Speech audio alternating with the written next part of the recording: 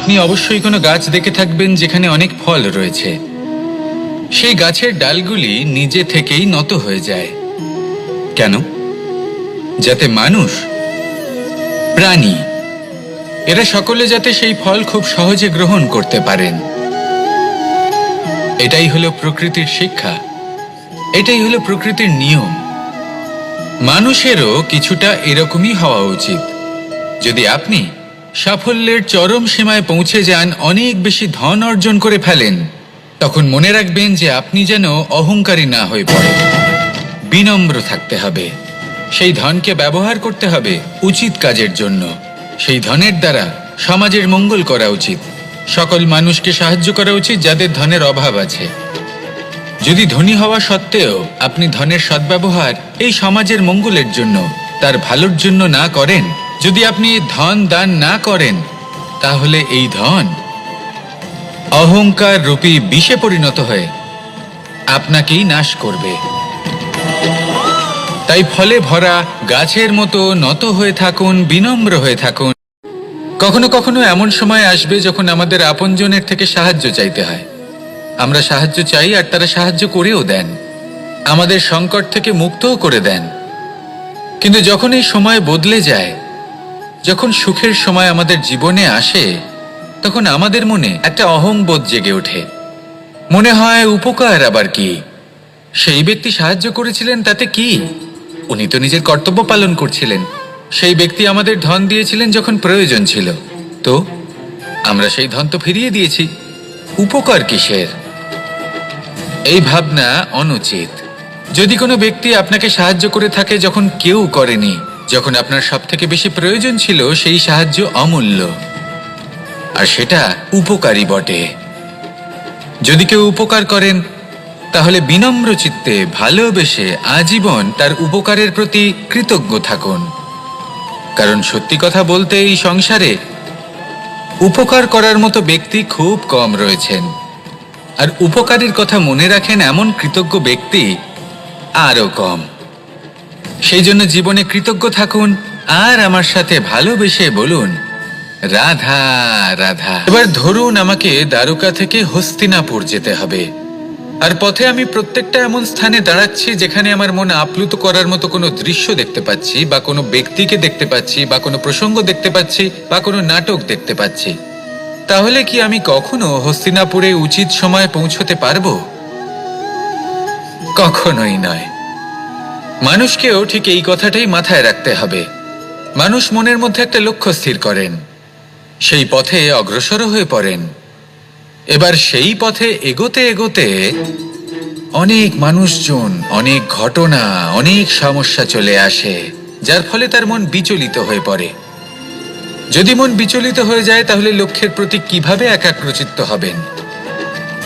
সেই জন্য অত্যন্ত আবশ্যক যে আপনি সময়ের সদ্ব্যবহার করুন সেই পথে চলার জন্য। সেই পথে সামনে এগোতে থাকুন, চোখ থাকবে শুধু লক্ষ্যের দিকে।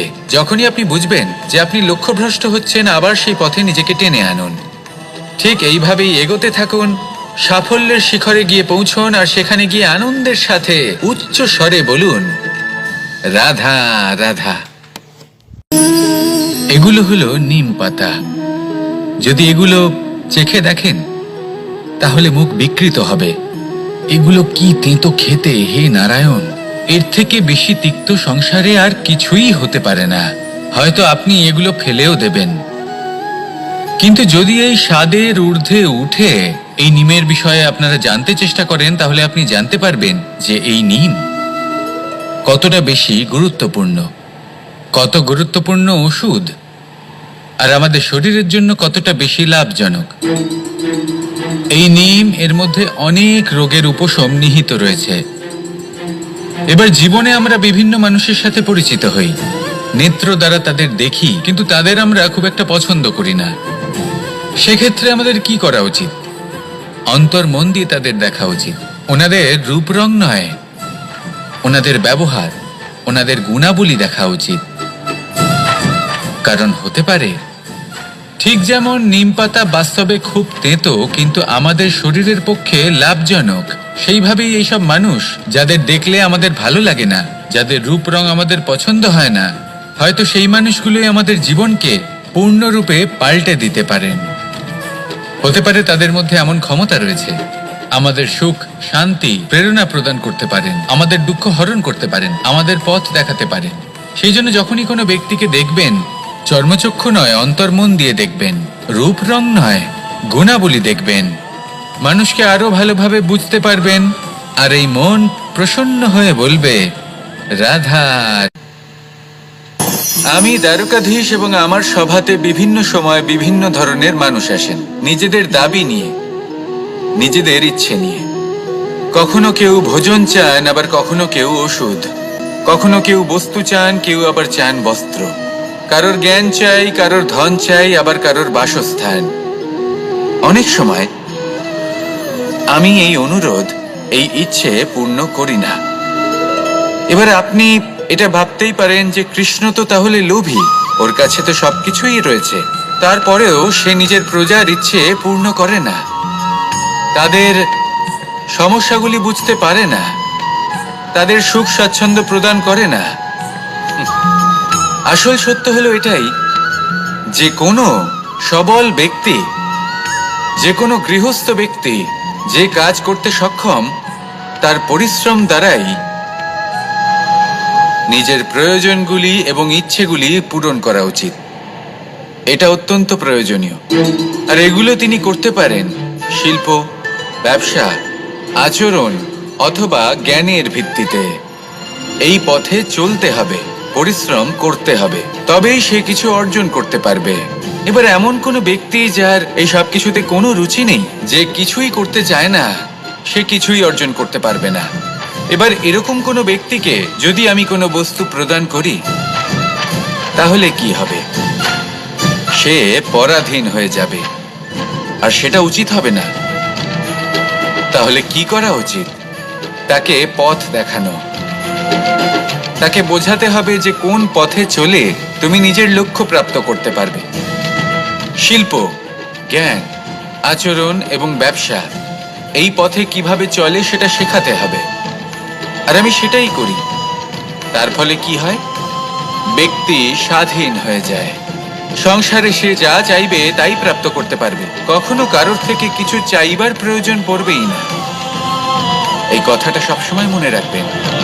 যখনই দান করবেন তা ভাবনা চিন্তা করে এমন ভাবে দান করবেন যাতে সামনের ব্যক্তি স্বাধীন হতে পারেন, পরাধীন নয়। আসুন আমার সাথে ভালোবেসে বলুন, রাধা রাধা।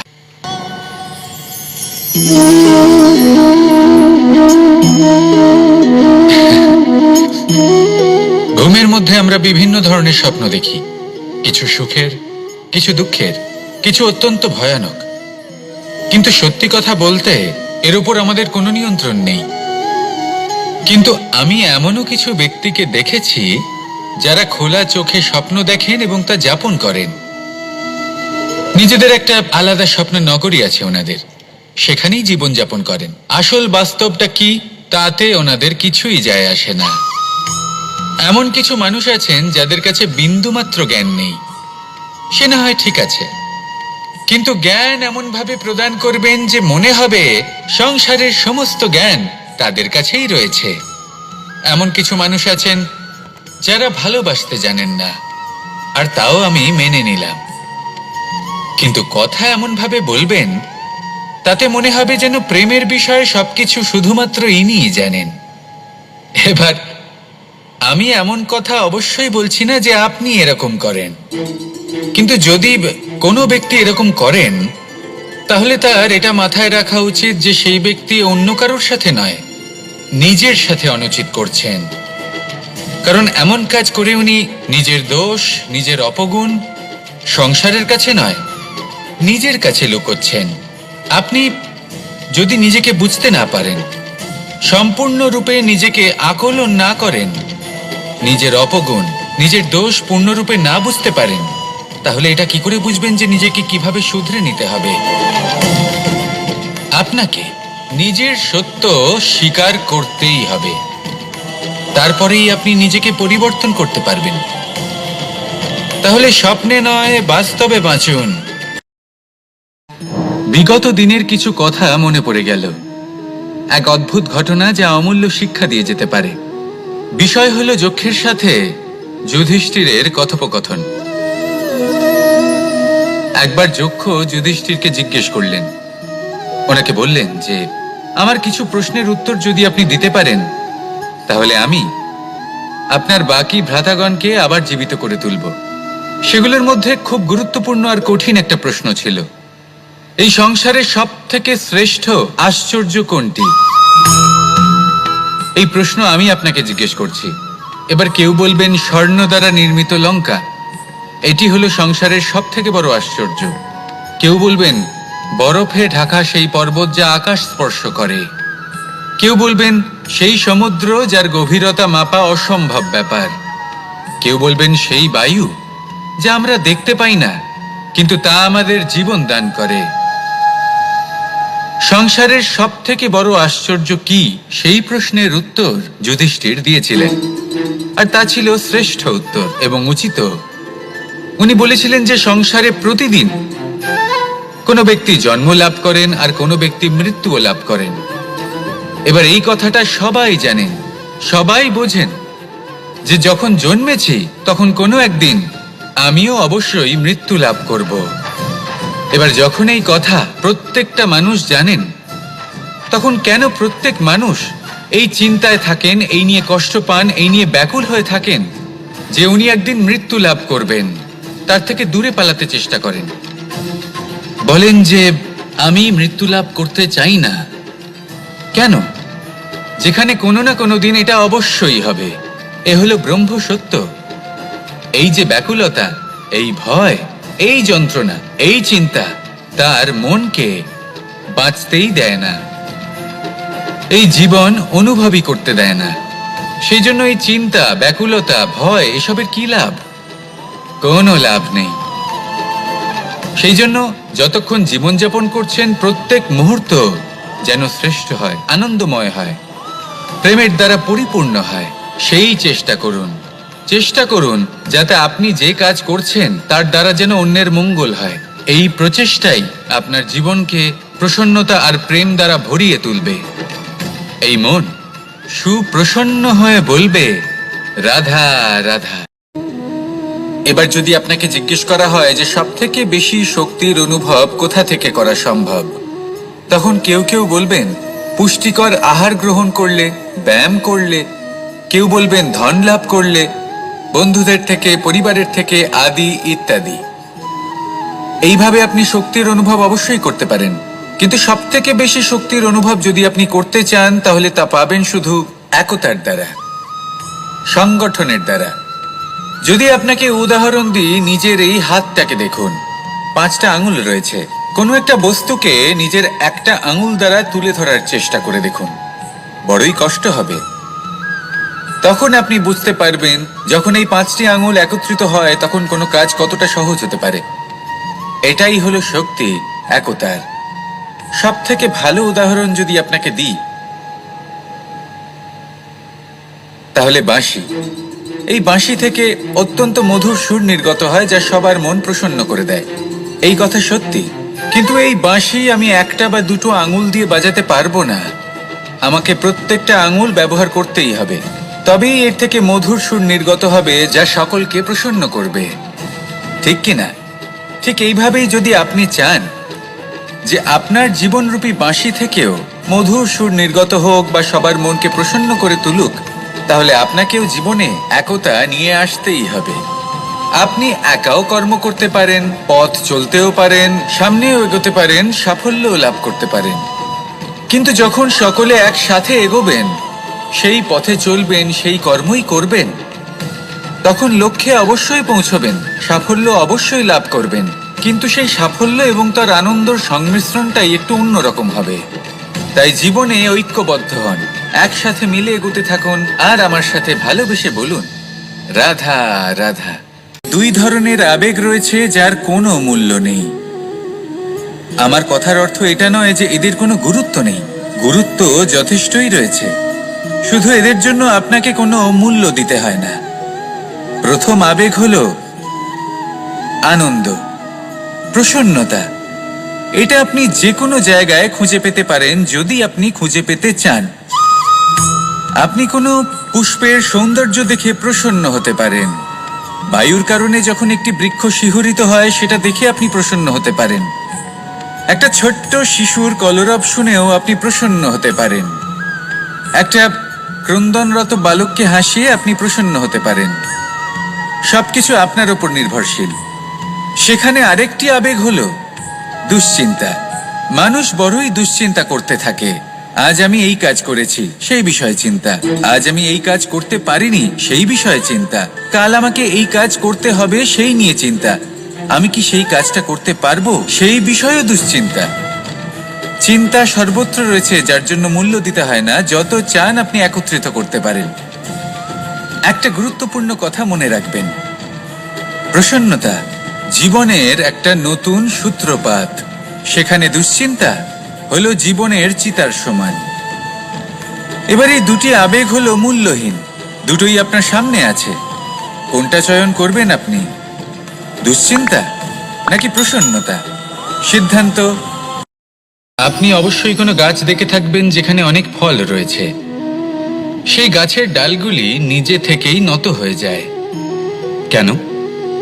যাতে মানুষ, প্রাণী, এরা সকলে যাতে সেই ফল খুব সহজে গ্রহণ করতে পারেন।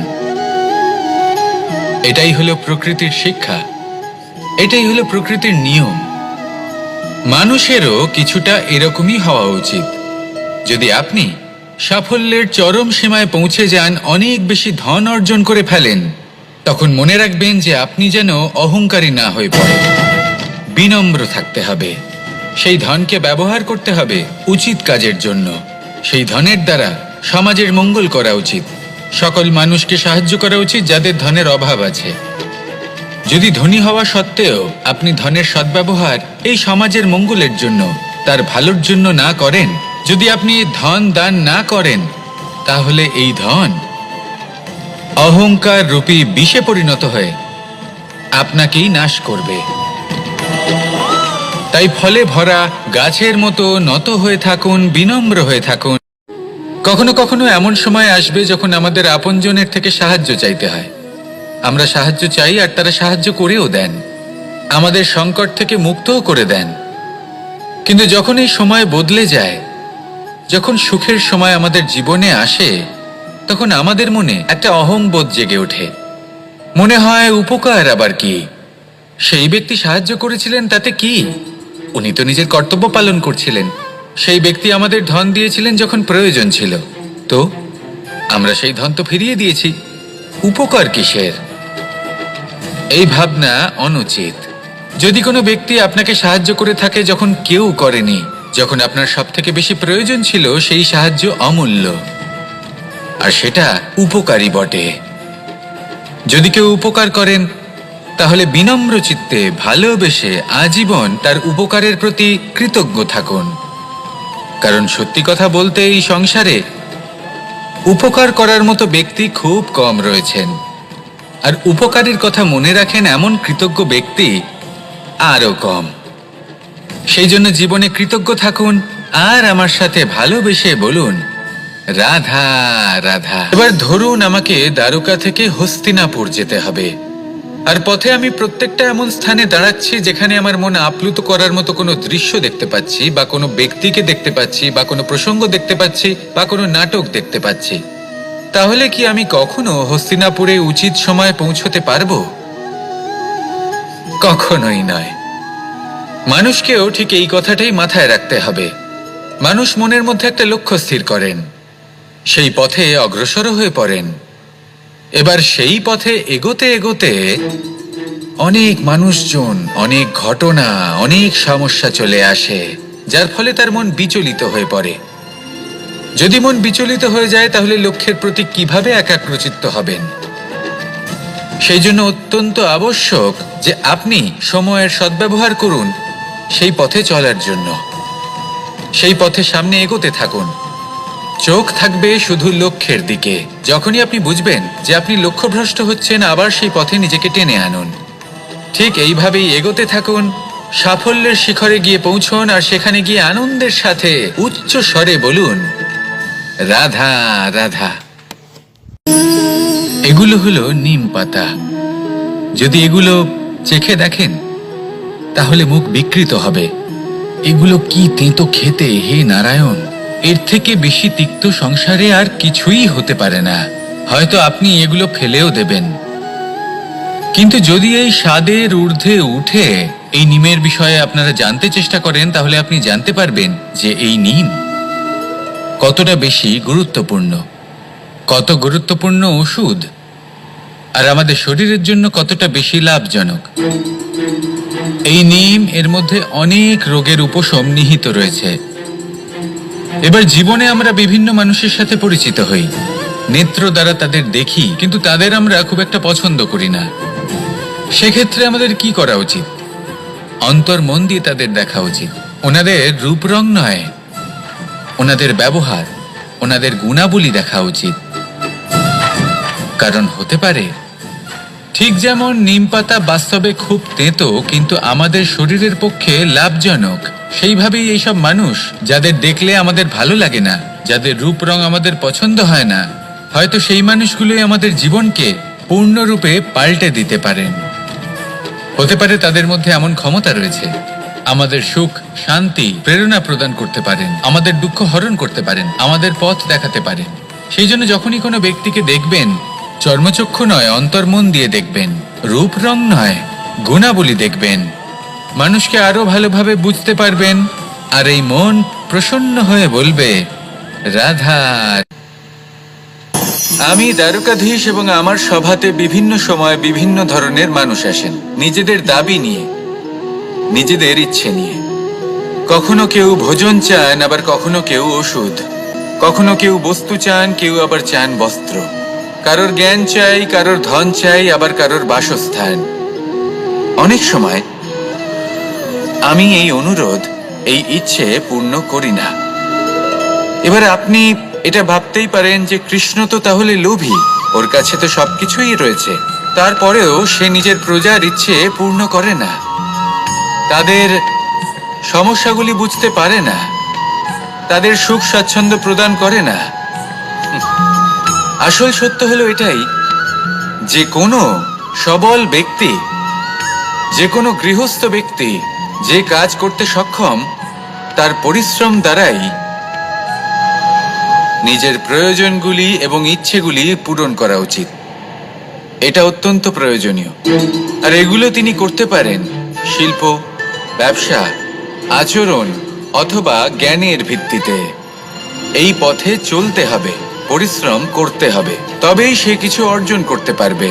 এবার এমন কোনো ব্যক্তি যার এই সব কিছুতে কোনো রুচি নেই, যে কিছুই করতে চায় না, সে কিছুই অর্জন করতে পারবে না। এবার এরকম কোনো ব্যক্তিকে যদি আমি কোনো বস্তু প্রদান করি, তাহলে কি হবে? সে পরাধীন হয়ে যাবে, আর সেটা উচিত হবে না। তাহলে কি করা উচিত? তাকে পথ দেখানো, তাকে বোঝাতে হবে যে কোন পথে চলে তুমি নিজের লক্ষ্য প্রাপ্ত করতে পারবে। শিল্প, জ্ঞান, আচরণ এবং ব্যবসা, এই পথে কিভাবে চলে সেটা শেখাতে হবে। আর আমি সেটাই করি। তার ফলে কি হয়? ব্যক্তি স্বাধীন হয়ে যায়। সংসারে সে যা চাইবে তাই প্রাপ্ত করতে পারবে, কখনো কারোর থেকে কিছু চাইবার প্রয়োজন পড়বেই না। এই কথাটা সবসময় মনে রাখবেন। যখনই দান করবেন তা ভাবনা চিন্তা করে এমন ভাবে দান করবেন যাতে সামনের ব্যক্তি স্বাধীন হতে পারেন, পরাধীন নয়।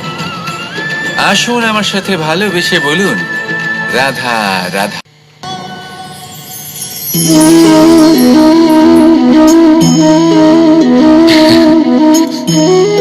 ঘুমের মধ্যে আমরা বিভিন্ন ধরনের স্বপ্ন দেখি, কিছু সুখের, কিছু দুঃখের, কিছু অত্যন্ত ভয়ানক। কিন্তু সত্যি কথা বলতে এর উপর আমাদের কোনো নিয়ন্ত্রণ নেই। কিন্তু আমি এমনও কিছু ব্যক্তিকে দেখেছি যারা খোলা চোখে স্বপ্ন দেখেন এবং তা যাপন করেন।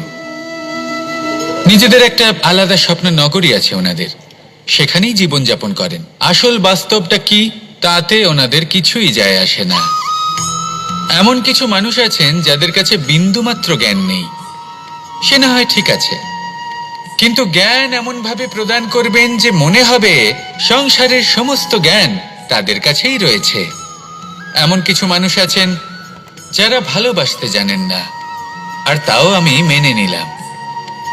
কিন্তু কথা এমন ভাবে বলবেন তাতে মনে হবে যেন প্রেমের বিষয়ে সবকিছু শুধুমাত্র ইনিই জানেন। এবার আমি এমন কথা অবশ্যই বলছি না যে আপনি এরকম করেন, কিন্তু যদি কোনো ব্যক্তি এরকম করেন তাহলে তার এটা মাথায় রাখা উচিত যে সেই ব্যক্তি অন্য কারোর সাথে নয়, নিজের সাথে অনুচিত করছেন। কারণ এমন কাজ করে উনি নিজের দোষ, নিজের অপগুণ সংসারের কাছে নয়, নিজের কাছে লুকোচ্ছেন। আপনি যদি নিজেকে বুঝতে না পারেন, সম্পূর্ণরূপে নিজেকে আকলন না করেন, নিজের অপগুণ, নিজের দোষ পূর্ণরূপে না বুঝতে পারেন, তাহলে এটা কি করে বুঝবেন যে নিজেকে কিভাবে শুধরে নিতে হবে? আপনাকে নিজের সত্য স্বীকার করতেই হবে, তারপরেই আপনি নিজেকে পরিবর্তন করতে পারবেন। তাহলে স্বপ্নে নয়, বাস্তবে বাঁচুন। বিগত দিনের কিছু কথা মনে পড়ে গেল। এক অদ্ভুত ঘটনা যা অমূল্য শিক্ষা দিয়ে যেতে পারে। বিষয় হলো যক্ষের সাথে যুধিষ্ঠিরের কথোপকথন। একবার যক্ষ যুধিষ্ঠিরকে জিজ্ঞেস করলেন, ওনাকে বললেন যে আমার কিছু প্রশ্নের উত্তর যদি আপনি দিতে পারেন তাহলে আমি আপনার বাকি ভ্রাতাগণকে আবার জীবিত করে তুলব। সেগুলোর মধ্যে খুব গুরুত্বপূর্ণ আর কঠিন একটা প্রশ্ন ছিল, এই সংসারের সব থেকে শ্রেষ্ঠ আশ্চর্য কোনটি? এই প্রশ্ন আমি আপনাকে জিজ্ঞেস করছি। এবার কেউ বলবেন স্বর্ণ দ্বারা নির্মিত লঙ্কা, এটি হলো সংসারের সব থেকে বড় আশ্চর্য। কেউ বলবেন বরফে ঢাকা সেই পর্বত যা আকাশ স্পর্শ করে। কেউ বলবেন সেই সমুদ্র যার গভীরতা মাপা অসম্ভব ব্যাপার। কেউ বলবেন সেই বায়ু যা আমরা দেখতে পাই না, কিন্তু তা আমাদের জীবন দান করে। সংসারের সব থেকে বড় আশ্চর্য কি, সেই প্রশ্নের উত্তর যুধিষ্ঠির দিয়েছিলেন, আর তা ছিল শ্রেষ্ঠ উত্তর এবং উচিত। উনি বলেছিলেন যে সংসারে প্রতিদিন কোনো ব্যক্তি জন্ম লাভ করেন আর কোনো ব্যক্তি মৃত্যুও লাভ করেন। এবার এই কথাটা সবাই জানেন, সবাই বোঝেন যে যখন জন্মেছি তখন কোনো একদিন আমিও অবশ্যই মৃত্যু লাভ করব। এবার যখন এই কথা প্রত্যেকটা মানুষ জানেন, তখন কেন প্রত্যেক মানুষ এই চিন্তায় থাকেন, এই নিয়ে কষ্ট পান, এই নিয়ে ব্যাকুল হয়ে থাকেন যে উনি একদিন মৃত্যু লাভ করবেন, তার থেকে দূরে পালাতে চেষ্টা করেন? বলেন যে আমি মৃত্যু লাভ করতে চাই না। কেন? যেখানে কোনো না কোনো দিন এটা অবশ্যই হবে। এ হলো ব্রহ্ম সত্য। এই যে ব্যাকুলতা, এই ভয়, এই যন্ত্রণা, এই চিন্তা তার মনকে বাঁচতেই দেয় না, এই জীবন অনুভবই করতে দেয় না। সেই জন্য এই চিন্তা, ব্যাকুলতা, ভয় এসবের কি লাভ? কোনো লাভ নেই। সেই জন্য যতক্ষণ জীবনযাপন করছেন প্রত্যেক মুহূর্ত যেন শ্রেষ্ঠ হয়, আনন্দময় হয়, প্রেমের দ্বারা পরিপূর্ণ হয়, সেই চেষ্টা করুন। চেষ্টা করুন যাতে আপনি যে কাজ করছেন তার দ্বারা যেন অন্যের মঙ্গল হয়। এই প্রচেষ্টাই আপনার জীবনকে প্রসন্নতা আর প্রেম দ্বারা ভরিয়ে তুলবে। এই মন সুপ্রসন্ন হয়ে বলবে রাধা রাধা। এবার যদি আপনাকে জিজ্ঞেস করা হয় যে সব থেকে বেশি শক্তির অনুভব কোথা থেকে করা সম্ভব, তখন কেউ কেউ বলবেন পুষ্টিকর আহার গ্রহণ করলে, ব্যায়াম করলে, কেউ বলবেন ধন লাভ করলে, বন্ধুদের থেকে, পরিবারের থেকে আদি ইত্যাদি। এইভাবে আপনি শক্তির অনুভব অবশ্যই করতে পারেন, কিন্তু সব থেকে বেশি শক্তির অনুভব যদি আপনি করতে চান তাহলে তা পাবেন শুধু একতার দ্বারা, সংগঠনের দ্বারা। যদি আপনাকে উদাহরণ দিই, নিজের এই হাতটাকে দেখুন, 5টা আঙুল রয়েছে। কোনো একটা বস্তুকে নিজের একটা আঙুল দ্বারা তুলে ধরার চেষ্টা করে দেখুন, বড়ই কষ্ট হবে। তখন আপনি বুঝতে পারবেন যখন এই 5টি আঙুল একত্রিত হয় তখন কোনো কাজ কতটা সহজ হতে পারে। এটাই হলো শক্তি, একতার। সব থেকে ভালো উদাহরণ যদি আপনাকে দিই তাহলে বাঁশি। এই বাঁশি থেকে অত্যন্ত মধুর সুর নির্গত হয় যা সবার মন প্রসন্ন করে দেয়। এই কথা সত্যি। কিন্তু এই বাঁশি আমি একটা বা দুটো আঙুল দিয়ে বাজাতে পারবো না। আমাকে প্রত্যেকটা আঙুল ব্যবহার করতেই হবে, তবেই এর থেকে মধুর সুর নির্গত হবে যা সকলকে প্রসন্ন করবে, ঠিক কিনা? ঠিক এইভাবেই যদি আপনি চান যে আপনার জীবনরূপী বাঁশি থেকেও মধুর সুর নির্গত হোক বা সবার মনকে প্রসন্ন করে তুলুক, তাহলে আপনাকেও জীবনে একতা নিয়ে আসতেই হবে। আপনি একাও কর্ম করতে পারেন, পথ চলতেও পারেন, সামনেও এগোতে পারেন, সাফল্যও লাভ করতে পারেন। কিন্তু যখন সকলে একসাথে এগোবেন, সেই পথে চলবেন, সেই কর্মই করবেন, তখন লক্ষ্যে অবশ্যই পৌঁছবেন, সাফল্য অবশ্যই লাভ করবেন। কিন্তু সেই সাফল্য এবং তার আনন্দর সংমিশ্রণটাই একটু অন্যরকম হবে। তাই জীবনে ঐক্যবদ্ধ হন, একসাথে মিলে এগোতে থাকুন, আর আমার সাথে ভালোবেসে বলুন, রাধা রাধা। দুই ধরনের আবেগ রয়েছে যার কোনো মূল্য নেই। আমার কথার অর্থ এটা নয় যে এদের কোনো গুরুত্ব নেই, গুরুত্ব যথেষ্টই রয়েছে, শুধু এদের জন্য আপনাকে কোনো মূল্য দিতে হয় না। প্রথম আবেগ হলো আনন্দ, প্রসন্নতা। এটা আপনি যে কোনো জায়গায় খুঁজে পেতে পারেন যদি আপনি খুঁজে পেতে চান। আপনি কোনো পুষ্পের সৌন্দর্য দেখে প্রসন্ন হতে পারেন, বায়ুর কারণে যখন একটি বৃক্ষ শিহরিত হয় সেটা দেখে আপনি প্রসন্ন হতে পারেন, একটা ছোট্ট শিশুর কলরব শুনেও আপনি প্রসন্ন হতে পারেন, একটা ক্রন্দনরত বালককে হাসিয়ে আপনি প্রসন্ন হতে পারেন। সবকিছু আপনার উপর নির্ভরশীল। সেখানে আরেকটি আবেগ হলো দুশ্চিন্তা। মানুষ বড়ই দুশ্চিন্তা করতে থাকে। আজ আমি এই কাজ করেছি, সেই বিষয়ে চিন্তা। আজ আমি এই কাজ করতে পারিনি, সেই বিষয়ে চিন্তা। কাল আমাকে এই কাজ করতে হবে, সেই নিয়ে চিন্তা। আমি কি সেই কাজটা করতে পারবো, সেই বিষয়েও দুশ্চিন্তা। চিন্তা সর্বত্র রয়েছে, যার জন্য মূল্য দিতে হয় না। যত চান আপনি একত্রিত করতে পারেন। একটা গুরুত্বপূর্ণ কথা মনে রাখবেন, প্রসন্নতা জীবনের একটা নতুন সূত্রপাত। সেখানে দুশ্চিন্তা হলো জীবনের চিতার সমান। এবার এই দুটি আবেগ হলো মূল্যহীন, দুটোই আপনার সামনে আছে। কোনটা চয়ন করবেন আপনি, দুশ্চিন্তা নাকি প্রসন্নতা? সিদ্ধান্ত। লক্ষ্যে পৌঁছানো অত্যন্ত কঠিন হয়। কেউ ভাবেন যে কেন এত কঠিন হয়, কেন এত কষ্ট করতে হয় লক্ষ্যে পৌঁছানোর জন্য। এই লক্ষ্য সরলভাবে কেন আমার কাছে চলে আসে না? চলুন আপনাকে একটা কথা বলি, যদি আপনার লক্ষ্য কঠিন না হয় তাহলে তাকে পাওয়া আপনার পক্ষে অসম্ভব হয়ে উঠবে। লক্ষ্যে পৌঁছানোর এই রাস্তায় আপনি যে কড়া রোদের সম্মুখীন হন, যার থেকে আপনি দূরে পালাতে চান, সেই রোদ আপনাকে প্রেরণা যোগায় যে আপনি এগোতে থাকুন। ভাবুন একজন যাত্রী যে কিনা নিজের লক্ষ্যের দিকে যাচ্ছেন, সেই পথে উনি যদি একটু ছায়া পেয়ে যান আর উনি ওখানে বিশ্রাম নেন, তাহলে তার সাথে তার ভাগ্য গভীর নিদ্রায় সেখানে বিলীন হয়ে যায়। তাই পরিশ্রমের করা রোদের থেকে কখনো দূরে পালাবেন না। জীবনে শুধু সামনে এগোতে থাকুন দৃঢ়তার সাথে। আর লক্ষ্য সরল হোক, কঠিন হোক বা অত্যাধিক কঠিন হোক, একটা কথা মনে রাখবেন, যে জীবনের লক্ষ্যে পৌঁছতে পেরেছে সে লক্ষ্য প্রাপ্তির জন্য আফসোস কখনোই করে না। রাধা রাধা। এই সংসারে সাফল্য লাভ করার জন্য জ্ঞানের প্রয়োজন হয়, পরিশ্রমের প্রয়োজন হয়, দৃঢ় নিষ্ঠার প্রয়োজন হয়, নিরন্তর চেষ্টা করা প্রয়োজনীয়। কিন্তু আরো কিছু আছে যা অত্যন্ত প্রয়োজনীয় এবং গুরুত্বপূর্ণ। তা হলো ভালো বন্ধু। তাদের থাকা অত্যন্ত প্রয়োজনীয়। যদি ভালো বন্ধু থাকে তাহলে সময় এলে তারা ঢাল হয়ে আপনাকে সুরক্ষা করবেন। সময় এলে অস্ত্রের মতো শত্রুকে সংহারও করবেন।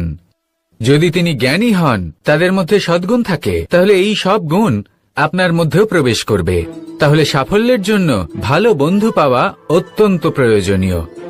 কিন্তু শুধু বন্ধু কেন, ভালো শত্রুও থাকা প্রয়োজনীয়। এবার আপনি ভাববেন, এ আমি কি বললাম? যদি আপনার জীবনেও ভালো অর্থাৎ শক্তিশালী শত্রু থাকে, তাহলে আপনিও শক্তিশালী হতে থাকবেন।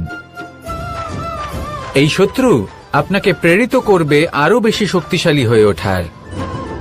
কখনো কোনো হরিণকে দেখুন, তীব্র গতিতে দৌড়তে থাকে। কেন তীব্র গতিতে দৌড়য়? এই কারণে নয় যে কোথাও তার জন্য মধুর ঘাস অপেক্ষা করে রয়েছে, না। সে এই কারণে তীব্র গতিতে দৌড়য় কারণ সেটা না করলে তার পেছনে একটি সিংহ আছে যে ওকে নিজের ভোজন করে ফেলবে। তাই জীবনে বিপদ, সংকট এই সবকিছুও হলো অত্যন্ত গুরুত্বপূর্ণ। তার সম্মুখীন হতে শিখুন আর আমার সাথে ভালোবেসে বলুন, রাধা রাধা। ধৈর্য, এই ধৈর্য কি কোনো গুণ, কোনো অনুভূতি, কোনো দৃষ্টিভঙ্গি? আমার জন্য ধৈর্য এক বাহন। আপনি হয়তো ভাবছেন এই কেমন বাহন? বাহন তো ঘোড়া হতে পারে, হাতি হতে পারে, উটও হতে পারে, কিন্তু ধৈর্যকে বাহন বানানো মানে? চলুন আপনাকে একটা কথা বোঝাই। পৃথিবীতে এমন কোনো বাহন নেই যে তার আরোহীকে আছড়ে ফেলেনি। সেটা উট হোক বা হাতি হোক বা ঘোড়া হোক, চলতে চলতে কখনো নড়বড় করেই বসে। তারপর সেই আরোহী পড়ে কারোর পায়, তারপর পড়ে তার নিজের নজরে। কিন্তু ধৈর্যরূপী বাহন কখনো কাউকে ফেলে না, কখনো না। না সেই আরোহী কারোর পায়ে পড়ে আর না তো নিজের নজরে। কারণ ধৈর্য আপনাকে বিবেক প্রদান করে, বিবেক আপনাকে পরিকল্পনায় সাহায্য করে, আর পরিকল্পনা প্রদান করে আপনাকে শক্তি, আপনার লক্ষ্যের দিকে অগ্রসর হওয়া। বুঝলেন? ধৈর্যকে সঙ্গে রাখুন, নিজেকে আরো ধৈর্যশীল করে তুলুন।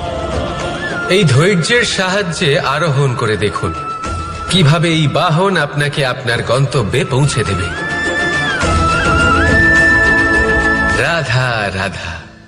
সংসারে এমন একটা ভ্রান্ত ধারণা রয়েছে যে সবকিছু ভাগ্যের দ্বারা পাওয়া যায়, কিন্তু ভাগ্য, প্রারব্ধ এ তো সকলের জন্যই সমান হয়। এটা তো ব্যক্তির উপরে নির্ভরশীল হয়, তার আকাঙ্ক্ষার উপরে নির্ভরশীল হয়, বাসনার উপরে নির্ভরশীল হয়, স্বভাবের উপরে নির্ভরশীল হয় যে উনি সেটা নিয়ে কি করেন। দেখুন, এই প্রসাদ কিন্তু সকলকেই দেওয়া হয়, কিন্তু তা গ্রহণ করবেন কিভাবে সেটা ব্যক্তির উপরে নির্ভর করে। আপনাকে এক উদাহরণ দিই। যেমন ধরুন, দুজন মানুষকে আমি একটা করে মাটির ডেলা দিলাম, সেটা নিয়ে তারা কি করবেন? একজন মানুষ তার ছোট ছোট ডেলা বানাবেন আর পথযাত্রীদের ওপরে ছুঁড়ে মারবেন, হাসি ঠাট্টা করবেন, তাদের বস্ত্র নোংরা করে দেবেন, সেটাতেই উনি আনন্দ পাবেন। অন্যদিকে দ্বিতীয় ব্যক্তি সেই মাটির ডেলা দিয়েই নিজের জন্য একটা কুঁড়ে ঘর বানাবেন। সেই কুঁড়ে ঘর যা রোদেতে, বৃষ্টিতে, ঝড়ে তাকে সুরক্ষিত রাখবে। অনুভূতি, এই অনুভূতি বদলাতে শিখুন। এই অনুভূতি অত্যন্ত গুরুত্বপূর্ণ। ভালোবাসাতেও এই অনুভূতি হলো অত্যন্ত গুরুত্বপূর্ণ।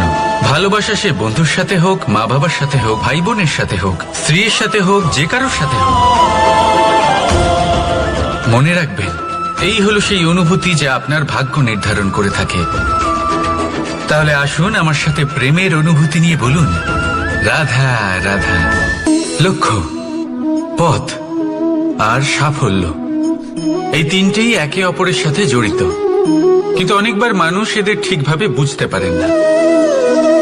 তারা ভাবেন যে যেরকম লক্ষ্য হবে সেরকমই পথ হবে, সেই মতোই লক্ষ্য কঠিন হলে পথ কঠিন হবে, লক্ষ্য সরল হলে পথও সরল হবে।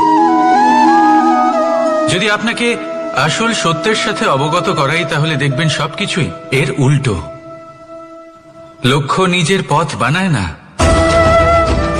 পথ সেটাই যেটা আপনি স্বয়ং নির্বাচন করে আপনি নিজে বানান। সেই অনুসারেই আপনি আপনার লক্ষ্যে পৌঁছতে পারবেন। সেই জন্য জীবনে যখনই লক্ষ্যে পৌঁছানোর পথের বিষয়ে আপনি কোনো সিদ্ধান্ত নেবেন, তাহলে তা ভেবে চিন্তে নেবেন, কারণ এই পথ অত্যন্ত গুরুত্বপূর্ণ। পথ যদি শুভ হয়, তাহলে লক্ষ্য আপনা থেকেই শুভ হয়ে যায়। তাহলে আসুন আমার সাথে ভালোবেসে বলুন, রাধা রাধা। ভাগ্য আর কর্ম, এই দুই এমন শব্দ যাকে ঘিরে সমগ্র সংসার। কেউ বলে আমার ভাগ্যে এটা ছিল না, যা পেলে আমার জীবন অন্যরকম হতো। কেউ বলে আমার গত জন্মের কর্ম নিশ্চয়ই এমন ছিল, যে কারণে এই জন্মে এরকম ভাগ্য পেয়েছি আমি। এই সব বাদ দিন আর একবার শান্ত চিত্তে ভাবুন। আপনি বুঝতে পারবেন যে ভাগ্য আর কর্ম এই দুই এই জন্মের তফাৎ শুধুমাত্র এটাই যে যদি ভাগ্যের কথা বলা হয় তাহলে আপনি এই ভাগ্যের থেকে যত বেশি আশা করবেন তত বেশি নিরাশ হবেন আপনি, কারণ এই আশা আপনাকে কর্ম করা থেকে আটকায়।